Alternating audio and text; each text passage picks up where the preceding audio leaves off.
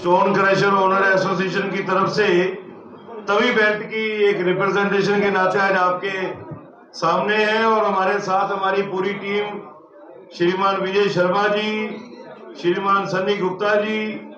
वरिंदर गुप्ता जी, विनोद शर्मा जी, हमारे चैन सिंह जी और हमारे भाई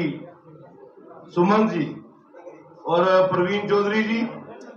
पत्रकार बंधुओं, जो आपके समक्ष विषय लेके आज हम आए हैं, आप सबको ध्यान में है, रिवर तवी जो है पिछले 6 वर्षों से लगातार जम्मू कश्मीर में ही नहीं, शायद देश के बाकी कोनों में भी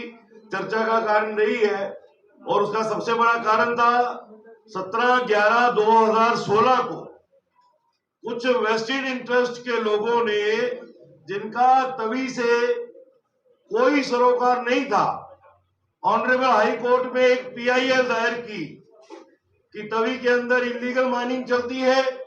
तवी के अंदर गैर कानूनी तरीके से काम चलता है, लिहाजा तवी को बैन कर देना चाहिए।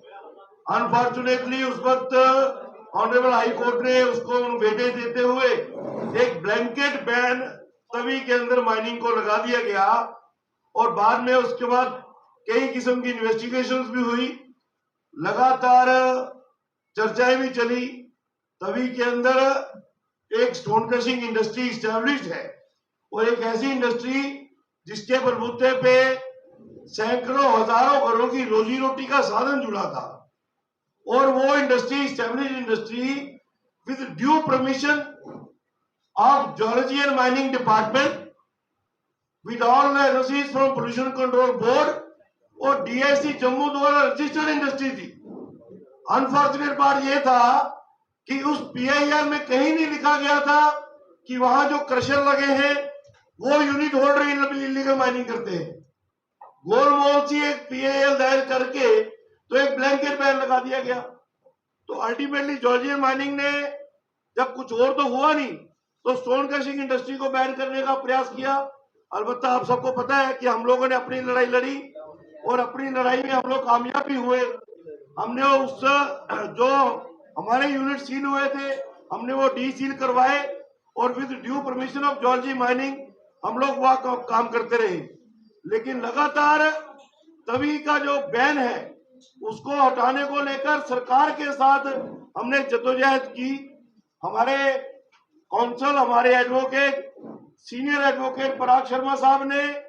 कोर्ट के अंदर एक बड़ी पॉजिटिव तरजीह रखी कि तवी की माइनिंग क्यों खुलनी चाहिए, इस इंडस्ट्री को सेफगार्ड कैसे करना चाहिए। आज एक खुशखबरी के साथ आपके सामने हम लोग आए कि लगातार वो 6 साल की लड़ाई जो है उसको ऑनरेबल हाई कोर्ट ने, जिसमें हमारे चीफ जस्टिस पंकज मित्तल साहब और जस्टिस संजय धर साहब ने बड़ी ही पेशेंस के साथ सुनने के बाद एक बेहतरीन निर्णय जो है वो 5 अगस्त 2022 को लिया और director geology mining, secretary geology mining को बड़ी क्लियर कट डायरेक्शन दी कि हेयर बोर्ड ब्लैंकेट बैन हम हटाते हैं। अब टेक्निकली जैसे बाकी ब्लॉकों के आपने टेंडर किए हैं इसके भी टेंडर कीजिए ताकि तवी के ऊपर जो दाग लगा है चोरी का वो दाग हटे और ये इंडस्ट्री भी चले। मित्रों, इस सारी एक्सरसाइज में हम ऑनरेबल LG श्रीमान मनोज सिन्हा साहब का भी आभार व्यक्त करेंगे, क्योंकि हमारी एसोसिएशन ने जब सिन्हा साहब तक बारीकियों से इस बात को पहुंचाया और उनको हमने बताया कि ये आपका ग्रे गोल्ड है, ये आपका सोर्स है, बैन तो है, शायद कहीं भीतर गाते हुए काम चल रहा है, लेकिन पैसा कहां जा रहा है? सरकार के घर पैसा नहीं आ रहा। हमारा आपसे निवेदन है इस इंडस्ट्री को भी बचाइए, इस बैन को हटवाइए, टेंडर कीजिए ताकि गवर्नमेंट के घर में रेवेन्यू आए, इंडस्ट्री भी चले और एक गरीब गोरे खच्चर वाला जो इस तवी के ऊपर अपने और अपने जानवरों की रोजी रोटी चलाता था वो सुचारू ढंग से चला सके। और ऑनरेबल LG साहब ने हमारी बात को बड़ी पेशेंटली ना सिर्फ सुना, बड़ी clear cut directions secretary mining, हमारे एडवोकेट जनरल रैना साहब को और पूरी एडमिनिस्ट्रेशन को दिया ताकि आप कोर्ट में सरकार का पक्ष मजबूती से रखो, क्योंकि जो बैन था, जो लड़ाई थी, जिन लोगों ने पीआई लगाई थी वो गवर्नमेंट के खिलाफ थी, वो किसी यूनिट होल्डर क्रशर वाले के खिलाफ नहीं थी, ना ही हम पे कोई एलिगेशन था, ना ही इन 6 सालों में किसी क्रशर वाले की कोई गतिविधि इलीगल माइनिंग करते हुए पकड़ी गई। तो कटघरे में हमें क्यों खड़ा किया गया?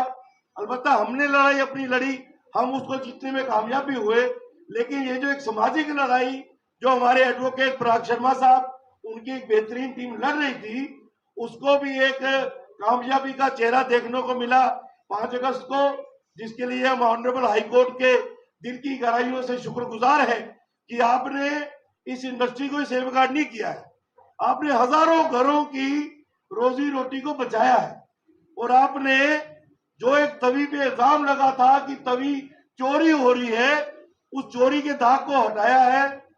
हम आपके माध्यम से डायरेक्टर ज्योलरी माइनिंग, सेक्रेटरी ज्योलरी माइनिंग, उनसे भी आग्रह करेंगे कि कोर्ट की डायरेक्शंस को अक्षरशः इसका पालन कीजिए, तत्काल प्रभाव के साथ जितने भी आपने ब्लॉक तवी के बनाए हैं उनका सुचारू ढंग से टेंडर कॉल करो। आजकल ऑनलाइन टेंडरिंग है, जो लोग क्वालिफाई करते हैं सिर्फ उनको टेंडर अलाउ होना चाहिए, जो लोग ज्योलरी माइनिंग के रजिस्टर्ड लोग हैं सिर्फ वही लोग इसके लिए क्वालिफाई करें, ताकि